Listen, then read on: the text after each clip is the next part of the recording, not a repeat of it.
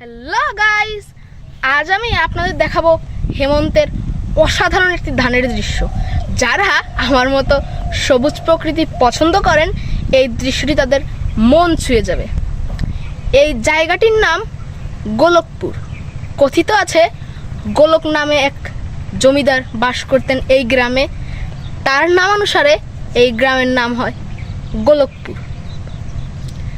আচ্ছা, আপনারা দেখুন এই জায়গাটি কি সুন্দর, তাই না? সবুজের সমারোহ।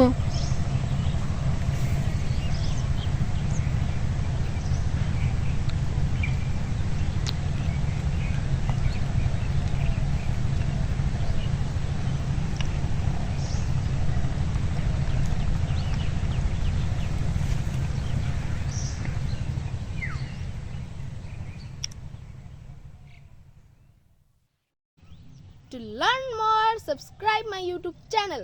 Until then, bye bye.